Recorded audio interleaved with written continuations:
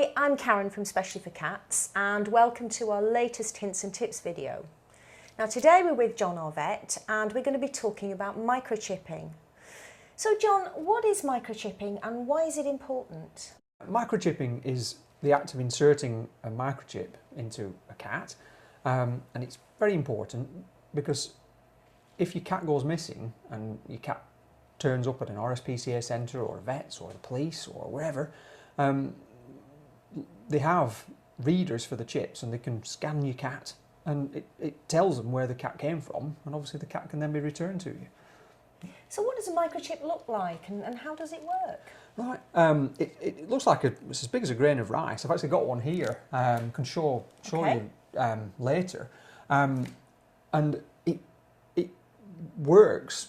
It's got a number embedded in it, and that number is read by a reader, and that number corresponds to an entry in a national database where it has all the details of the owner on. So once the number's found, then we can trace the cat back to you, for instance.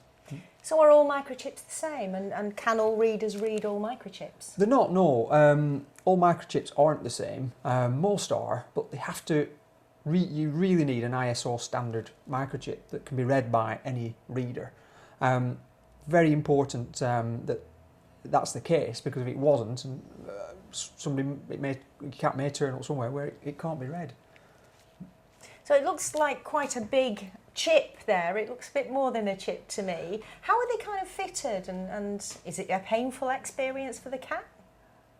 Yeah, it is quite a large needle, and surprisingly, it's not as painful as it looks. I think it's slightly more painful than a normal injection, but I was horrified when I first saw them. But no, they tolerate them really, really well, surprisingly so. So how do you actually fit them? The needle goes into this little gadget here, and it goes inside there, and again we can show a close-up later. But then we, just as we would with any injection, insert the needle under the cat's skin and press the plunger, and in the chip goes. Because I know that when we've had our cats microchipped, you've tended to do those if they happen to have been under anaesthetic for some other reason. Is that an easier way of microchipping them? It is, yeah. We prefer it that way. We can do them at vaccines or at other times, but often cats don't really go out until they're neutered. Or spayed, and it's a lot easier and quicker and simpler to do it while they're actually asleep, while they're under anaesthetic for the spaying and neutering. So have you ever come across a cat being allergic to one of those chips? Surprisingly not, no. I've never ever seen a reaction to a chip. One problem we did see, is sometimes the chips would move from their original implant position and end up where we didn't intend them to. Had one cat where it migrated down onto its shoulder rather than it being on its back. So that was a problem, because anybody scanning that cat wouldn't scan the shoulder. But that's rare now, because they use a special coating on the chip, A, to stop allergic reactions, and also to stop them migrating so that they sit in one place. So I don't really see that now. So is it an expensive procedure?